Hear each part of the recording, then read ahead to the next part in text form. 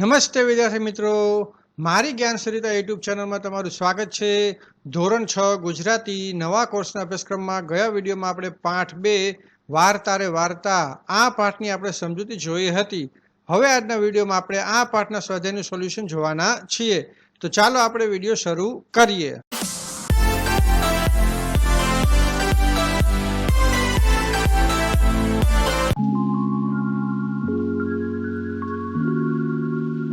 तो शुरू करिए। प्रश्न नंबर 1 वातचीत। नंबर 1 तमने कोण कोण वार्ता संभळावे छे? तो मैं अहींया जवाब लख्यो छे, मने मम्मी अने पप्पा बंने दररोज वार्ता संभळावे छे। नंबर 2 तमने केवी केवी वार्ताओ सांभळवी गमे? तो मैं अहींया जवाब लख्यो छे, मने बुद्धिनो विकास करे तेवी तेनालीराम अने विक्रम वेतालनी वार्ताओ गमे छे। जो तमने आ सिवाय पण बीजी वार्ता गमती होय तो तमे तेनो पण अहींया उल्लेख करीने नवेसरथी जवाब लखी शको छो। नंबर 3 तमे पशु पंखीओनी भाषा जाणता हो तो शुं करो? मैं अहींया जवाब लख्यो छे, जो हूँ पशु पंखीओनी भाषा जाणतो होत तो तेनी साथे पण वातो करतो होत। तो आ प्रश्ननो जवाब पण तमे तमारी रीते लखी शको छो। नंबर 4 पशु पंखीओने आपणा साथी संगी कहेवाय छे अने केम? तो जवाब आपणे लखीशुं, पशु आपणे खेतीमां उपयोगी छे, पशु पंखीओ पर्यावरणनुं समतोलन जाळववामां मदद करे छे, पालतू पशुओ घरमां होय तो आनंद साथे समय पसार थई जाय छे, आपणने पशु पंखीओथी आर्थिक लाभ पण थाय छे, केटलाक पशु पंखीओनुं सामाजिक अने सांस्कृतिक महत्व पण छे। आम पशु पंखीओ आपणा साथी संगाती कहेवाय छे। प्रश्न नंबर 5 आ वार्तामांथी तमने कोनुं पात्र गम्युं अने केम? तो मैं अहींया लख्युं छे, आ वार्तामांथी मने हाथीनुं पात्र गम्युं, केम के तेने पोते करेला पापनुं भान थयुं अने पछतावो थयो। नंबर 6 तमने क्यारे कोई बाबतनो पछतावो थयो छे अने थयो होय तो केम? तो मैं लख्युं छे, 10मा धोरणमां हूँ वांचतो ना होय, नापास थयो हतो, परंतु मने तेनो पछतावो थता मैं खूब मेहनत करी अने मैं खूब भणीने सारी नौकरी मेळवी। तो आ प्रश्न जवाब पण मित्रों तमे तमारी जाते लखी शको छो। प्रश्न नंबर 2 नीचेना वाक्योने पाठने आधारे घटनाक्रममां गोठवो। तो पहलुं वाक्य आवशे नंबर 2 वाळुं, तापथी सियाविया थयेलो हाथी घटादार आंबा हेठळ आवीने ऊभो। बीजुं वाक्य थशे, सेनापतिए 12 सैनिकोनी टुकड़ी सज्ज करी। त्रीजुं वाक्य, सरोवरना छातीपुर पाणीमां हाथी ऊभो छे। चौथुं वाक्य थशे नंबर 5 डूंगरनी सांकड़ी घाटीमांथी हाथी बहार निकળી જાય છે અને હાથી હદ પાર થાય છે। અને છેલ્લું વાક્ય થશે નંબર 4 પરનું, હર્ષના ગીત ગાતી કબૂતરી હાથીને પેલા આંબાની વાટે દોરે છે। હવે જોઈશું પ્રશ્ન નંબર 3। પ્રશ્ન નંબર 3 પ્રશ્નોના જવાબ આપો। નંબર 1 કાગડીએ શા માટે કકળાટ મચાવી મૂક્યો? તો જવાબ થશે, હાથી દ્વારા કાગડીના માળામાં રહેલા 3 ઈંડા નીચે પડી જતા તૂટી ગયેલા હોય કાગડી કકળાટ મચાવી મૂકે છે। નંબર 2 કાગડીએ નાટના પંચને શી ફરિયાદ કરી અને કેમ?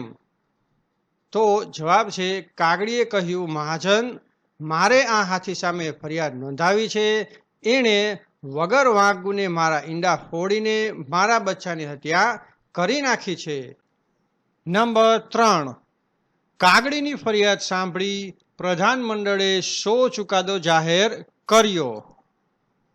તો કાગડીની ફરિયાદ સાંભળી પ્રધાનમંડળે હાથીને દેશ નિકાલની સજાનો ચુકાદો જાહેર કર્યો। નંબર 4 ગરુડ રાજાના દરબારનું વર્ણન કરો। તો ગરુડ રાજાને ત્યાં દરવાજે ગીધની ચોકી છે, ડેલીએ કુકડાની પડઘમ વાગે છે, મેડી પર બુલબુલની શરણાઈ વાગે છે, દરબારમાં ગરુડ રાજાની બાજુમાં હંસનું પ્રધાનમંડળ બેસેલું હતું. પ્રશ્ન નંબર 5. પક્ષીઓએ હાથીને હદ પાર કેવી રીતે કર્યો? તો જવાબ આવશે બાજ સરદાર હવામાંથી તીર વેગે હાથી પર ઘસી આવીને હાથીની પીઠ પર તીણી ચાંચનો જોરદાર ઘા મારે છે. બીજી તરફ બાજ ટુકડી એના પર ચારે બાજુથી હલ્લો કરે છે. ધમ પછાડા કરતો હાથી પાણીમાંથી બહાર નીકળી ઊંચી સૂંઢે અને ઊભી પૂંછડીએ નાસવા માંડે છે. બાજ સેના પીછો પકડે છે. હાથી છે તે હાફળો ફાફડો દોડ્યો જાય છે. ડુંગરની સાંકડી ઘાટીમાંથી હાથી બહાર નીકળીને હદ પાર થાય છે. નંબર 6. હાથીને કઈ વાતનો પસ્તાવો થતો હતો અને કેમ? તો જવાબ આવશે કેરી ખાવાના આનંદમાં હાથીથી કાગડીના બચ્ચાના ઈંડા પડી જઈને તૂટી જતા હાથીને પસ્તાવો થયો હતો. નંબર 7. કબૂતરીએ હાથીની સજા માફ ન કરાવી હોત તો જવાબ થશે કબૂતરીએ હાથીની સજા માફ કરાવી ન હોત તો પસ્તાવાની આગમાં હાથી કદાચ મૃત્યુ પામત. હવે જોઈશું પ્રશ્ન નંબર 4. આ પાઠમાંથી પ્રાણીઓના અવાજ રજૂ કરતા વાક્યો શોધીને લખો. તો વિદ્યાર્થી મિત્રો, તમારી પાઠ્યપુસ્તકના પાના નંબર 6ના ત્રીજા ફકરામાં આ બધા જવાબ આપેલા છે. તો શરૂ કરીએ. ઉદાહરણ છે કાગડી જોર જોરથી કાં કાં કરે છે. તો મોર ગહેકે છે, કોયલ ટહુકે છે. નંબર 3 કબૂતર ઘૂઘવે છે. નંબર 4 હોલો ઘૂ ઘૂ કરે છે. નંબર 5માં અહીંયા આપણને કોઈ શબ્દ આપેલ નથી, તો અહીંયા આપણે શબ્દ મૂકીશું ચકલી અને વાક્ય લખીશું ચકલી ચીંચી કરે છે. હવે જોઈશું નેક્સ્ટ પ્રશ્ન નંબર 5. આપેલા શબ્દોને આધારે ફકરો બનાવો. તો અહીંયા કૌંસમાં જે શબ્દો આપેલા છે તેનો ઉપયોગ કરી અને મેં આ રીતે એક ફકરો બનાવેલ છે. તો આ ફકરાનો તમે અભ્યાસ કરી જજો. પ્રશ્ન નંબર 6. કૌંસમાં આપેલા શબ્દનો ઉપયોગ કરી અને ખાલી જગ્યા પૂરો. તો નંબર 1 હાથીએ સડાક કરતી સૂંઢ ઊંચકી. નંબર 2 હાથીએ એક ડાળીને પકડમાં લીધી અને કડડ કરતી ડાળી તૂટી પડી. નંબર 3 હાથીએ હળવેક રહીને સૂંઢ ઊંચકી. નંબર 4 હાથી હાફળો ફાફડો દોડ્યો જાય છે. નંબર 5 બાજ સરદાર હવામાંથી તીર વેગે હાથી પર ઘસે છે. હવે આપણે જોઈશું પ્રશ્ન નંબર 7. આપેલા વિષયો વિશે બબ્બે વિદ્યાર્થી પાસે રજૂઆત કરાવો. તો અહીંયા 1 થી 4 વિષયો આપેલા છે અને તેની વિદ્યાર્થીઓ પાસે રજૂઆત કરાવવાની છે. તો આ માટે મેં એક સરસ ઉદાહરણ તૈયાર કરેલ છે, તો એ જોઈ લઈએ. પહેલું છે મેળા વિશે. તો મેળા વિશે તમે આ વાંચી જજો. બીજું રમતોત્સવ વિશે પણ એક સરસ ઉદાહરણ તૈયાર કરેલ છે. ત્રીજું છે ઉત્તરાયણ. તો ઉત્તરાયણ વિશે પણ એક સરસ નમૂનો બનાવેલ છે. અને છેલ્લું છે લાસ્ટમાં પ્રવાસ વિશે પણ એક સરસ નમૂનો તૈયાર કરેલ છે. તો આ ચારેય વિશે તમે અભ્યાસ કરી જજો.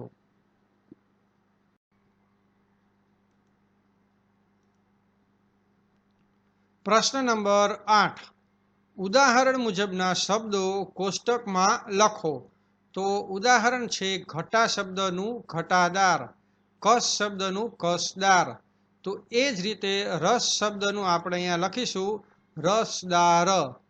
અણી શબ્દનું લખીશું અણીદાર. મલાઈનું લખીશું મલાઈદાર. સુગંધીનું લખીશું સુગંધીદાર, વજન શબ્દનું લખીશું વજનદાર, જોરનું લખીશું જોરદાર, નસીબનું લખીશું નસીબદાર, ખુશ્બોનું લખીશું ખુશ્બોદાર. અને બે બીજી લાઈન અહીંયા આપેલી છે જેમાં એક પણ શબ્દ નથી, તો આપણે એવા બીજા શબ્દ બનાવવાના છે. જેમ કે આ રીતે, પાણી તો પાણીદાર અને પૈસા તો પૈસાદાર. હવે આપણે જોઈશું પ્રશ્ન નંબર 9.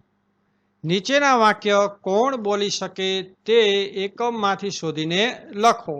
નંબર 1, અપરાધી હાથીને રાજ્યમાંથી કાઢી મૂકવામાં આવે. તો આ વાક્ય છે તે ગરુડ રાજા બોલે છે. નંબર 2, ભાઈ તે તો હર્ષમાં ન કરવાનું કર્યું. તો આ વાક્ય બોલે છે કબૂતરી એટલે કે કપૂરી બહેન. નંબર 3, પંચ પરમેશ્વર હાથીના આ કૃત્ય સામે મને વાંધો છે. તો આ વાક્ય બોલે છે કાગડી. નંબર 4, મેં હર્ષના આવેગમાં આવીને જે કૃત્ય કર્યું તેનો મને ખૂબ જ પસ્તાવો છે. તો આ વાક્ય બોલે છે હાથી. નંબર 5, તું તારા અપરાધની ક્ષમા ઈચ્છે છે એમ હું પક્ષીરાજ ગરુડ પાસે જઈને કહીશ. તો આ વાક્ય બોલે છે કબૂતરી એટલે કે કપૂરી બહેન. હવે જોઈશું પ્રશ્ન નંબર 10, મુદ્દા પરથી વાર્તા લખો. તો અહીંયા આપણને વાર્તા લખવા માટે કેટલાક મુદ્દા આપેલા છે અને તેના આધારે આપણે વાર્તા લખવાની છે. મેં અહીંયા આ રીતે વાર્તા બનાવેલ છે. તો આ વાર્તા છે તે તમે એક વખત વાંચી જજો અને તેનો અભ્યાસ કરી જજો. પ્રશ્ન નંબર 11, રેખાંકિત શબ્દોનું નીચેના કોષ્ટકમાં વર્ગીકરણ કરો. તો અહીંયા આ ફકરામાં જે શબ્દ નીચે લાઈન દર્શાવેલ છે તે શબ્દો જે તે વિભાગમાં આપણે મૂકી અને તેનું વર્ગીકરણ કરવાનું છે.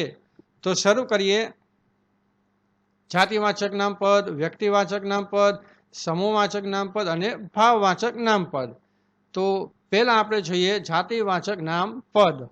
તો તેમાં આવશે વિદ્યાર્થીઓ અને રવિવાર. હવે વ્યક્તિવાચકમાં હાથમતી, સમૂહવાચકમાં સહકુટુંબ, પોળ, જિલ્લો, બાલવૃંદ, ટોળું અને સ્થાપત્યો. હવે જોઈએ ભાવવાચક. તેમાં આવશે સુંદર, સૌંદર્ય, રોમાંચ, આનંદ, મજા અને મસ્તી. હવે આ સિવાય જે વધ્યા છે તે શબ્દો આ રીતે છે. જંગલ, શાળા અને સાબરકાંઠા આ ત્રણેય શબ્દ છે તે સ્થાનવાચક નામપદ કહેવાય છે. અને નાસ્તો અને શરબત જે શબ્દ છે તે દ્રવ્યવાચક નામપદ કહેવાય છે.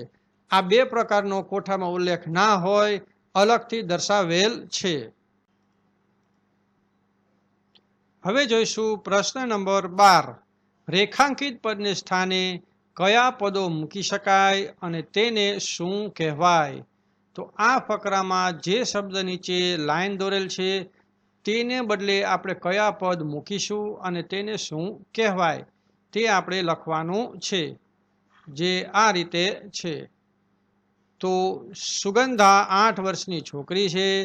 અહીંયા સુગંધાના બદલે આપણે તે શબ્દ મૂક્યો છે. તે ઉત્સવ પ્રિય છે. તેના દાદીને પણ તહેવાર ખૂબ ગમે છે. તેના મમ્મી પપ્પા ક્યારેય સુગંધાને ગમતું કરતા રોકતા નથી. તે પણ તેના મમ્મી પપ્પાએ આપેલી છૂટનો ક્યારેય દુરુપયોગ કરતી નથી. તેથી તેને તેના ઘરના બધા જ સભ્યો ડાહી ડમરી કહે છે. તો આ બધા જ પદો જે આપણે મૂક્યા છે તે બધા જ પદોને સર્વનામ કહેવામાં આવે છે.